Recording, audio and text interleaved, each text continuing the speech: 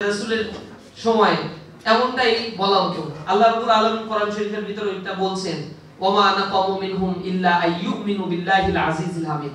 তাদের আর কোনো দোষ ছিল না, দোষ ছিল একটাই, তারা শুধু আল্লাহর দ্বীনের দিকে মানুষদেরকে আহ্বান জানাতো। এটা ছাড়া আর কোনোই দোষ তাদের ভিতরে ছিল না। এবং এই দোষটাই হচ্ছে মৌলিক দোষ হিসেবে আইডেন্টিফাই করা হয়েছে। বলা হচ্ছে ছাত্র শিবির করিস, এটাই হচ্ছে তোদের মূল দোষ। রাত ৩টায় নিয়ে গিয়ে আমাদের নির্যাতন করা হচ্ছে, দোষটা কি আমার? দোষ কিছু না। শিবির করিস না, হ্যাঁ শিবির করি, ওইটাই হচ্ছে দোষ। তো ছাত্র শিবির করা আমাদের জন্য এমন দোষের পরিণত করা হয়েছে। এবং ২০০৯ সাল থেকে ২৪ সাল পর্যন্ত, আমি ফ্যাসিবাদ বিদায় নেওয়ার আগ পর্যন্ত, জুলাইয়ের আন্দোলনে তো আমাদের কয়েকশো ভাই শাহাদাত বরণ করেছে। তার আগ পর্যন্ত ১০৩ জন ভাইকে বিনা বিচারে হত্যা করা হয়েছে।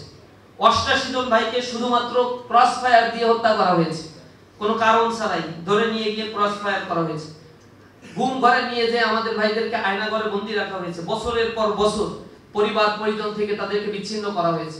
এখনো ৭ জন ভাই ইসলামী ছাত্র শিবিরের গুম অবস্থায় রয়েছে। আমরা তাদের অবস্থান জানি না, তারা আসলে কোথায় আছে, কি অবস্থায় আছে।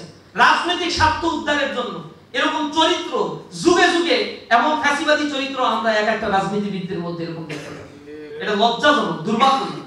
আমরা বলছি অন্যায়ের বিরুদ্ধে কথা বলে, আমাদের নেতাকর্মীকে আমরা হত্যা করছি, তোমরা কথা বলার কি? নিজেদের নেতাকর্মীদেরকে নিজেরা হত্যা করছে। আপনারা দেখছেন যে ১০ মাসে, এই যে মানবাধিকার সংগঠনগুলো রিপোর্ট দিয়েছে, গত ১০ মাসে ৭৫৬টি রাজনৈতিক সহিংসতার ঘটনা ঘটেছে, যেখানে নিহত হয়েছে ১১৭ জন, আহত হয়েছে প্রায় ৬,০০০-এর অধিক। আর এই সহিংসতার ঘটনাগুলো আজকে রিপোর্টগুলো দেখবেন, প্রথম আলো, এরপরে আমার দেশ পত্রিকা, নয়া দিগন্ত পত্রিকা থেকে শুরু করে সব মেইনস্ট্রিম পত্রিকা রিপোর্ট করেছে যে হত্যাকাণ্ডের ঘটনা বিগত ১০ মাসে ঘটেছে, ১১৭ জন হত্যাকাণ্ডের ঘটনা, তার প্রায় 60 থেকে 70% হচ্ছে আন্তঃকোন্দলের সংগঠিত ঘটনা। রাজনৈতিকভাবে আন্তঃকোন্দল হয়ে নিজেরা নিজেদের দলের নেতাকর্মীদেরকে হত্যা করেছে। পার্টিকুলার একটা রাজনৈতিক দল ২০৯ জনকে ইতিমধ্যেই আন্তঃকোন্দলে হত্যা ঘটনাগুলো সংগঠিত করেছে। এগুলোর বিরুদ্ধে আমরা তো কথা বলেছি যে না, এই হত্যাকাণ্ডগুলো তো হত্যাকাণ্ড, এগুলো তো মানবাধিকার লঙ্ঘন, এগুলো তো কোনো মায়ের সন্তান, এগুলোই তো কোনো বাবার মানে পরিবারের কোনো সন্তানের বাবা। সুতরাং সকল প্রকার হত্যাযজ্ঞ এই বাংলাদেশ থেকে বন্ধ করতে হবে।